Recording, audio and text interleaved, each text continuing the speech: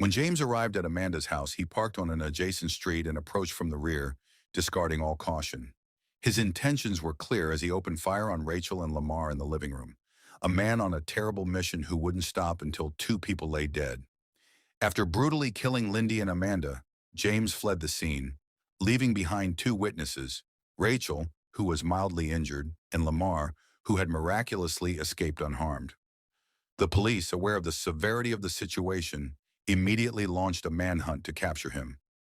Later that same night, James was found in Norton, Virginia. His reckless driving had nearly run another vehicle off the road, prompting the driver to call 911. She described the frightening encounter, saying, "He was stopped in the middle of the road. I had to stop. He was on me. My kids are scared. My mom had to sit in the back of my car to keep them calm. They're scared and I have a newborn." Norton police quickly responded and stopped James in his car. He was found in possession of several firearms. A background check revealed that he was wanted for homicide in Florida, and he was arrested on the spot. James was subsequently charged with multiple counts, including the first-degree murder of Amanda Collie, the first-degree murder of Lindy Dobbins, the attempted first-degree murder of Rachel Hendrick, the attempted first-degree murder of Lamar Duberly, burglary with assault or battery, burglary of a dwelling, and aggravated stalking after an injunction.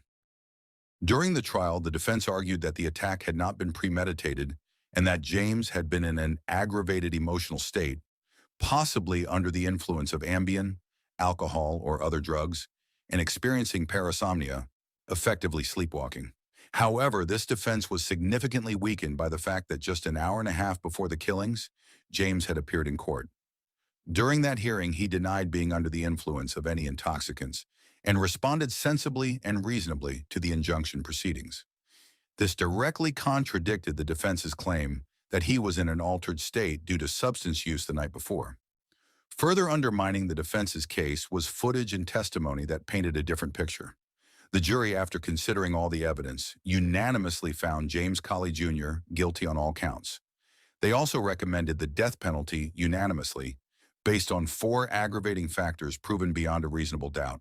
He had been previously convicted of another capital or violent felony, applicable because he had committed multiple murders and attempted murders simultaneously. He committed the murders while also engaging in burglary. Each murder was especially heinous, atrocious, or cruel. He committed each murder coldly, callously, and with premeditation. The medical examiner's testimony was particularly harrowing, revealing that Amanda was conscious throughout the entire ordeal, suffering 9 gunshot wounds before she finally succumbed. The sheer brutality of the crime left a lasting impact on all who heard the details. In November 2018, James was sentenced to death. He appealed the sentence, but in 2020, his appeal was denied, and his death sentence was upheld. He remains on death row. Meanwhile, the 2 children he had with Amanda are now living with their grandparents, and Lindy Dobbins' 3 children, who were 16, 10, and 9 at the time of the murders, continue to live with their father. The scars of this tragedy run deep, leaving behind a legacy of pain and loss for the families involved. How do you think James Collie Jr.'s traumatic past and the violence he witnessed in his childhood influenced his actions leading up to the tragic events of August 27, 2015?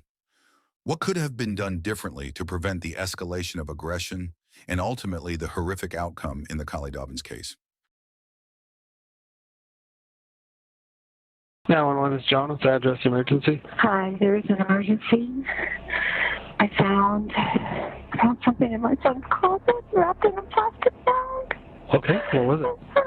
I think it's a human head. It's a what? I think it's a human head. Parents have some concerns of some stuff they may have found in your room?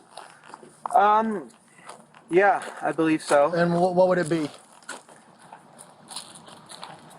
A human head and hands. In the case of Brian Collie Jr., the answers are chilling. Diagnosed with autism and struggling with emotional disconnect, Collie's descent into darkness ended in a severe murder. But how does someone admire figures like Adolf Hitler and Ted Bundy, considering them role models? Is Collie a product of his environment, or is he simply a monster born from darkness? Stay with us till the end as we dive into the depths of depravity exploring whether evil is born or made. Brian's story begins in Grand Junction, Colorado. At just 19, he committed a horrifying crime, despite being raised in what seemed like a normal, middle-class family. His father ran a life jacket program, and his mother operated a daycare. These were good, supportive people, yet like many parents, they missed some red flags, possibly because they believed in the best in their son. Now, as Brian grew up, troubling behaviors emerged. From early on, he showed signs of sadism in the way he enjoyed making others suffer. He thrived on hurting people emotionally and psychologically, often going out of his way to make life difficult for others. Former classmates described him as nasty, and he would intentionally trigger panic attacks in those who struggled with anxiety. He enjoyed seeing others in pain, whether it was emotional or physical. Despite coming from a family with the means to provide a stable upbringing, by middle school, Brian's behavior had escalated. His peers sensed something deeply wrong with him, and his inability to follow rules and respect others became a constant issue in school. There was an unsettling aura about him that hinted at the darkness inside, long before his crimes came to light. By the time Brian Collie Jr. was in 11th grade, his behavior had escalated to the point where his peers didn't feel safe around him. His parents were called into a meeting with the school, which was a troubling situation for any parent. While cruelty among children is often temporary, Brian's actions seemed more deeply rooted. This wasn't just typical misbehavior. It had become so noticeable that teachers and other students couldn't ignore it. It had reached a level where the school felt it necessary to involve his parents, highlighting how severe the issue had become.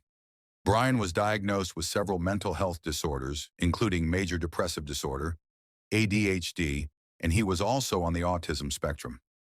While ADHD can lead to focus and behavioral problems, and autism varies greatly in its impact, his behavior stood out for its antisocial nature.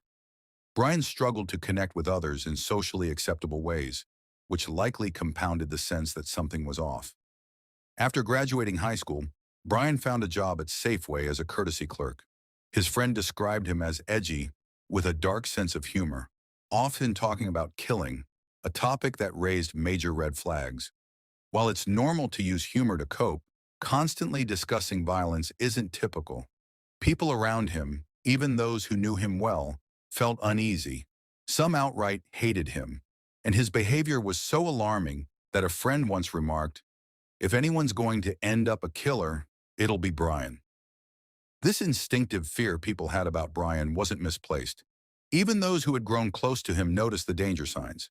Whether in jest or serious reflection, many sensed that Brian Collie Jr. embodied a darkness that could lead to something far worse, an unsettling reality that would soon happen.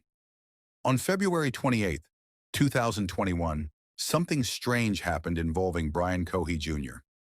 Emergency services were called after his car was found floating in the Colorado River. When officers arrived, they spoke with Brian's mother, Terry, who explained that her son, being an inexperienced driver, had accidentally parked at an angle, causing the car to roll into the river. It seemed like a teenage mistake, and the officers, remaining polite, accepted the story. Brian himself claimed he had been at the boat ramp for some alone time, to relax and think, and that the situation just unfolded. Eventually, a towing company arrived and pulled the car from the river. However, during the process, officers noticed red stains on the back bumper, which looked suspiciously like blood. When they questioned Brian, he assured them he wasn't injured, and they released the car to the family, believing the incident was nothing more than an accident. The next day, Brian's father, Brian Collie Sr., discovered a wallet in his son's car. It didn't belong to Brian. It belonged to a 69-year-old homeless man named Warren Barnes. Brian Sr., thinking it might have been left by someone involved in towing the car, contacted Warren's workplace. Meanwhile, Warren's friends and family were growing worried, as he hadn't shown up in his usual spots. Warren Barnes, although homeless, was a beloved figure in Grand Junction, Colorado.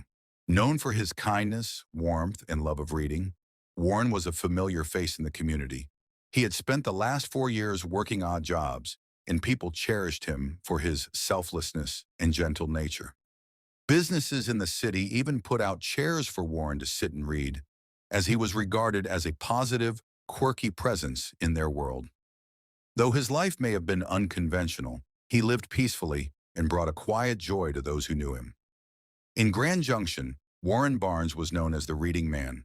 Passers-by often greeted him, asked what he was reading, and wished him well.